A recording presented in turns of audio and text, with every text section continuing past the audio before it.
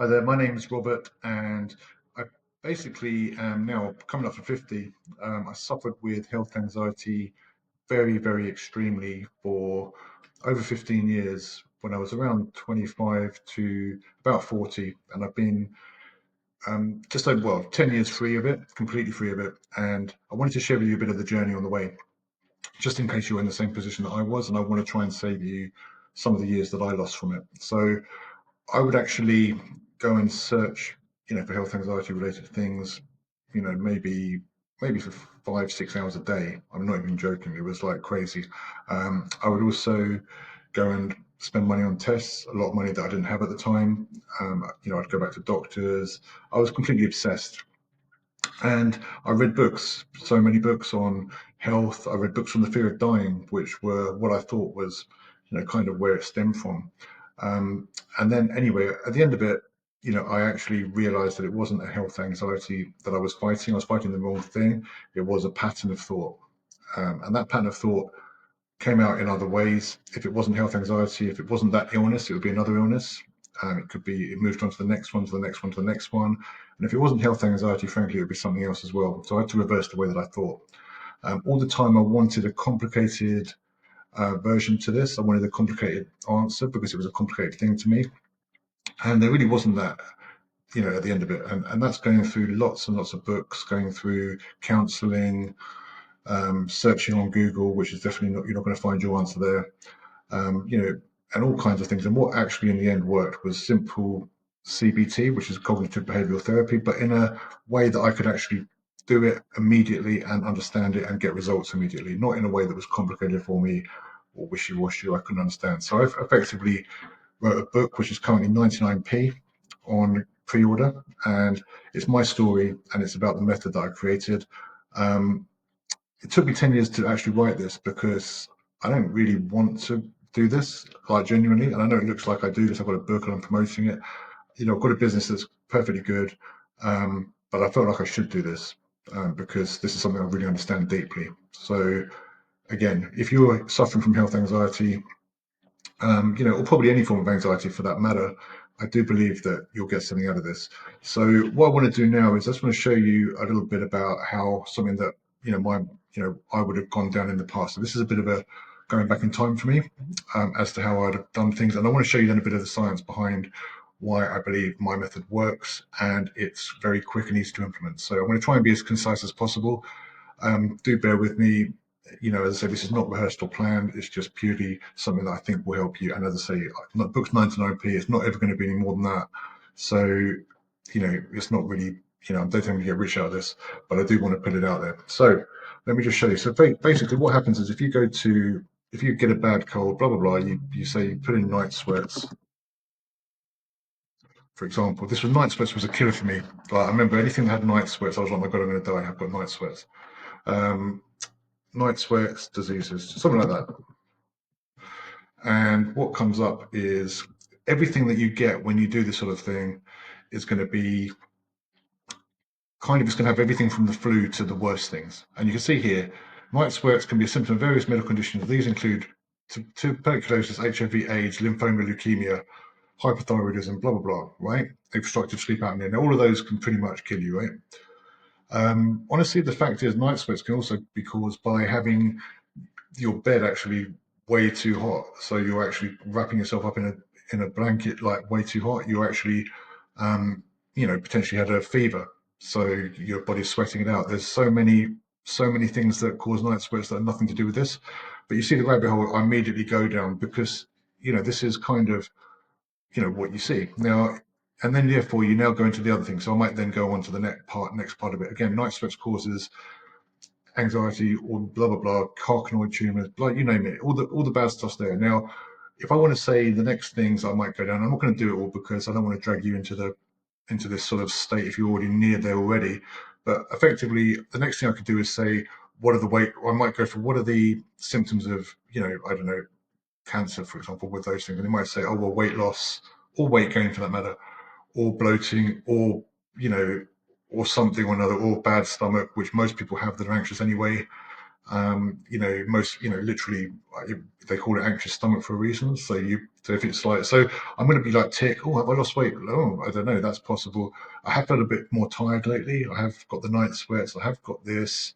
Maybe it was, do you know what I mean? And I can build a case for this to the point where I'm seeing what I want to see. Now, night sweats, simple fever, underlying infection or medical condition, blah, blah, blah. But infections like the common cold, influenza. That's the bottom line, right? And more often than not, night sweats are going to be the basis of that. But you're not going to see that, and you're going to see what you want to see. You're going to see what the anxiety wants you to see, and that's why I want to get into the next part of what does your anxiety want to see. So what I realized from doing all this a long time ago was that to start with, you get a trigger, and the trigger might be seeing something. It might be a symptom. It might be a thought. It might be a feeling.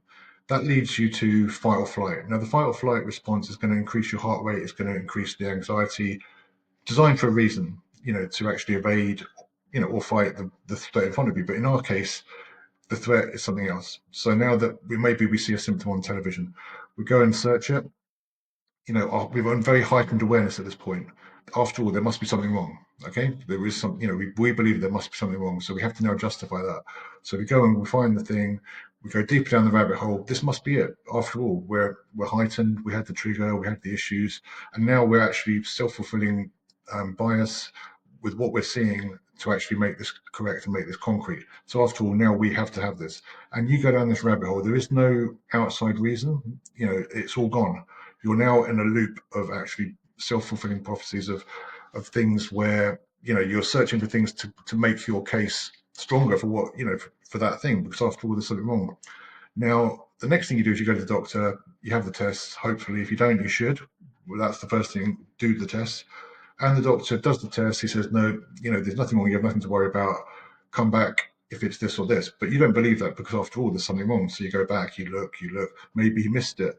You see that your odds are 1 in 100,000 for your age group, but that's still one. What about I could be the one? That's what you're seeing. You're not seeing the 99,999 that you're not, and you're not seeing the doctor part of it. So you go back to the doctor, you do the thing, you keep searching, etc., etc. Maybe it wasn't this. Maybe it was something similar to this. Maybe and so you're in this endless loop. And what happens is you don't ever, if you're in a fight or flight situation, with a bear, you either get killed or you kill it or you run away, and there is an end to that loop. With health anxiety and anxiety, there is no end to that loop. You just keep going, because after all, you can't prove something, you can't necessarily prove, no, I can't prove now, for example, that I don't have cancer right at this moment in time. I just can't prove it. So therefore, if I wanted to, my anxiety could just go on forever about it.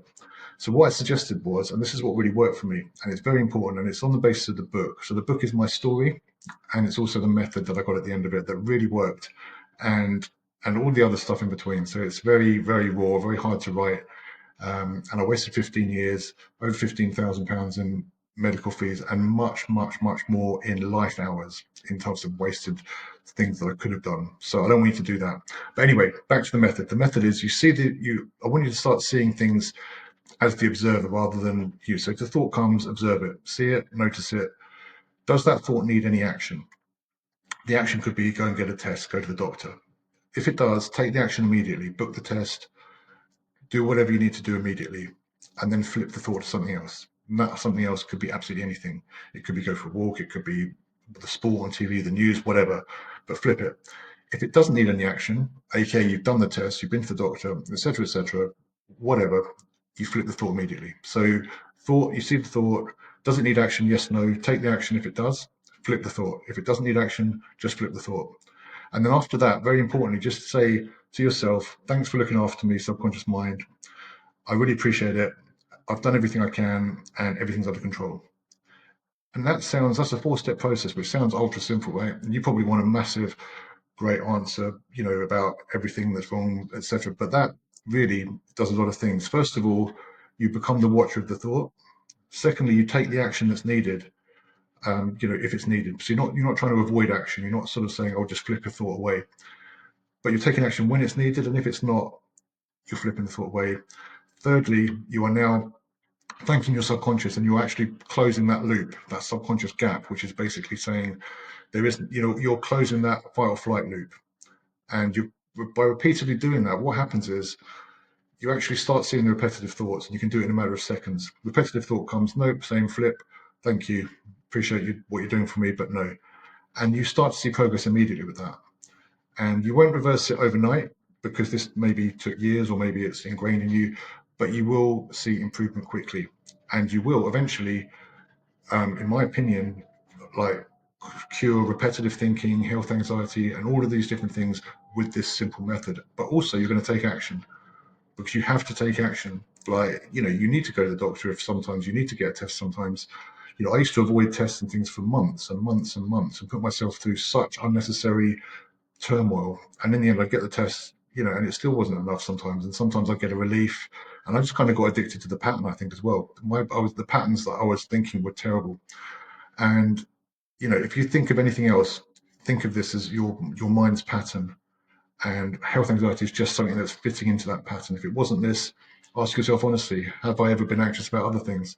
Have I ever had some other sort of anxious thing? Am I an anxious, generally, would I tend to be an anxious person? And most of the time, with people that I've spoken to about this, there's often an OCD element, there's often a repetitive thought element, there's often other elements to it. So, but they go and battle the health because that's the thing in front of them. But really, the big beast is the thought patterns, the OCD, and more.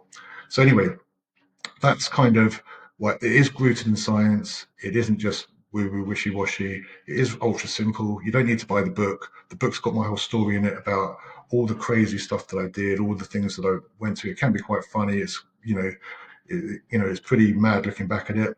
I've genuinely been 10 years without any anxiety whatsoever. In fact, I have to like sometimes force myself to have a bit of anxiety so that I act, because it's a very good action thing. Um, but why I think the method works is because it doesn't just avoid things, and it is retraining your mind, which, again, the analogy, anxious guard dog that just goes barking at everything, alarm system that goes off for everything, everything's urgent when only something's urgent, and it's trying to just regulate that basically.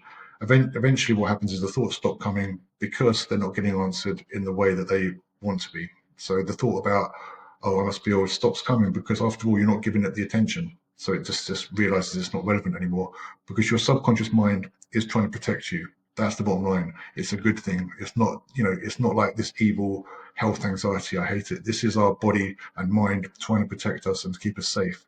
And as long as we embrace that and train it and do it in the right way, I really strongly believe that it will help. Now, other things that help, exercise, massively helpful. A lot of people, medication helps. This isn't like a one size fits all thing, but it's something that I believe really was game changing for me and a lot of other people that I've spoken to and shared it with. So I just wanted to share that with you. The book's on pre-order on Amazon. Again, it's 99p. I'm not too bothered if you buy it or not. I think it's got workbooks. It's got all the stuff in it, and you don't need it. You probably could just do this flip method that I've just told you just here. But if you want to read something about and you want to see a bit more behind it, then by all means go and get it. But otherwise, I'm just going to be posting more stuff like this. And if you did get any use out of this, let me know. If it was useless, do the thumbs down. If it was useful, put the thumbs up. But I genuinely want to help people, and that's why I'm doing this. And I'm not really sure what I'm doing in this respect, but I just wanted to put something authentic out there that I think I would have wanted to see, back then. Thanks a lot.